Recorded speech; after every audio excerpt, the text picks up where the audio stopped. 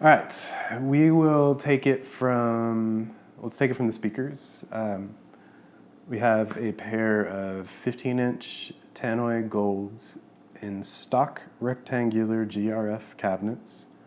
Those are fairly new to me. I am a big Klipschorn fan, and I had Klipschorns for about 7 years that finally got beat out by these tannoys, but there's something about the detail in this speaker that just kills me. And the Klipschorns are going to a good place. They're going to a bar some friends and I are opening in March. So all of Los Angeles will be able to hear my old Klipschorns. Preamplifier, I've got a Shindo Macedo. Shindo was a complete revelation to me. I was a total Macintosh guy before I heard my first Shindo setup, and I've never been more instantly obsessed with something to the point of like figuring out how to sell all my Mac stuff like that week so I could start to afford the Shindo stuff. Amplifier Shindo, it's a Cortez that is 10 watts per channel, single-ended triode.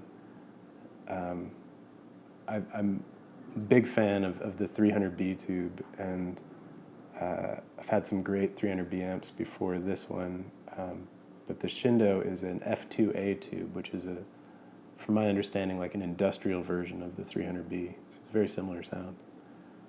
Turntables, we got 2 up here and a 3rd upstairs.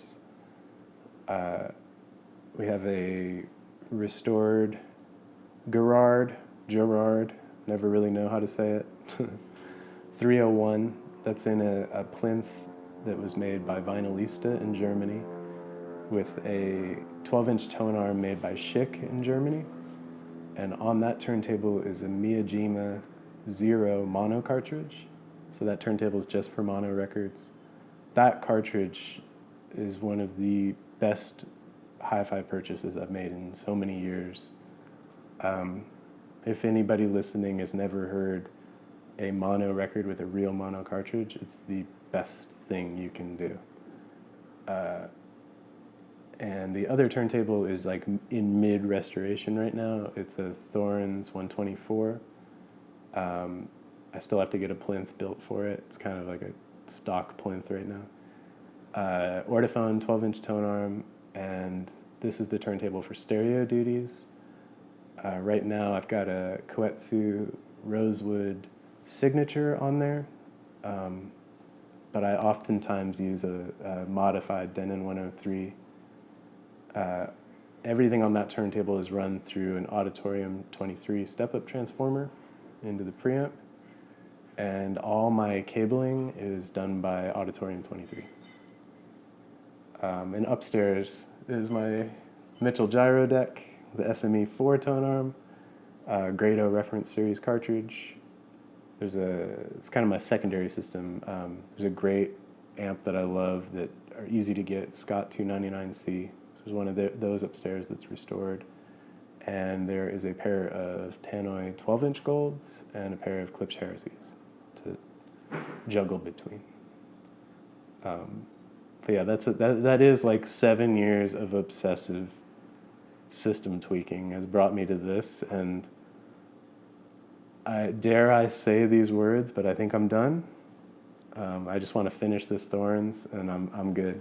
I've never been so satisfied with the way something sounds, and the best advice I've ever been given in this world is if it sounds good, leave it alone. And just buy your records. I think it's fairly intimidating. I mean, the amount of research that I had to do, and it's also it's like a solo mission. Like, you don't meet the people for a while. Like, I mean, this is like, I honestly, like, one of the first good setups I heard was Joel Bernstein's, who is, legendary photographer and archivist for people like Joni Mitchell, Neil Young, amazing dude.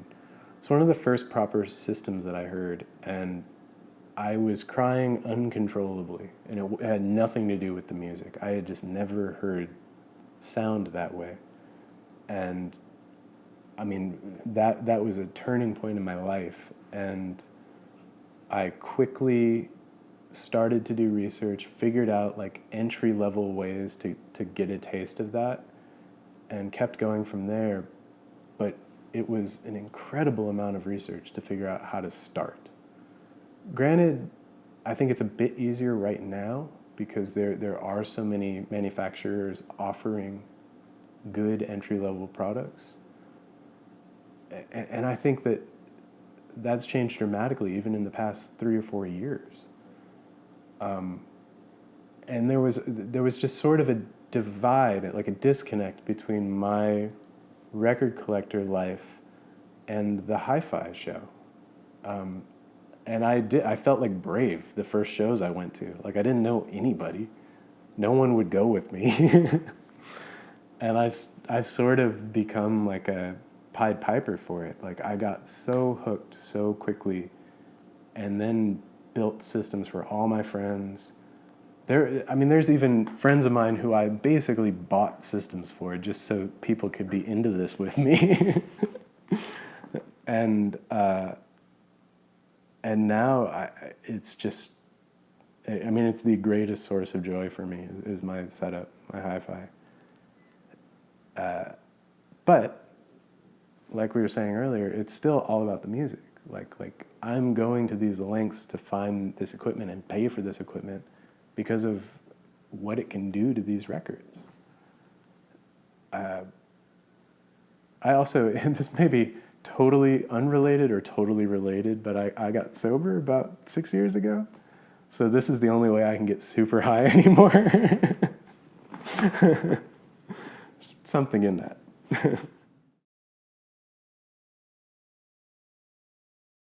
I think I'm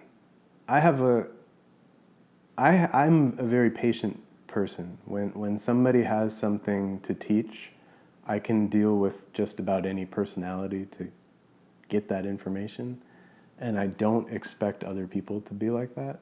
And I'm just now finding dealers and manufacturers who can speak to music lovers. Not most of them do an amazing job of speaking to audiophiles, but I think the big entry point into that world for most of the people who I want to get into it, you have to do it through music and not the gear.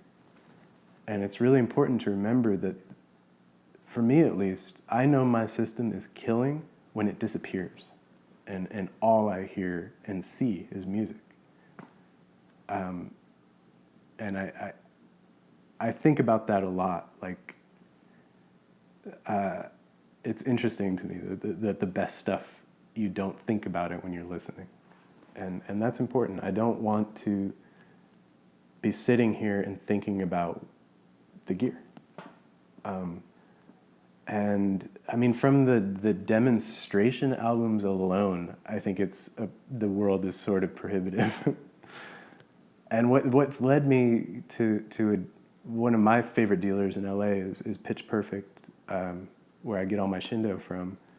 What made me like Matt so much is I walked in and he was playing Pharoah Sanders, and not like Diana Krall or Donald Fagen or something. Which, I mean, I'll mess with the Nightfly, but that was huge for me. I was like, wow, this guy loves music.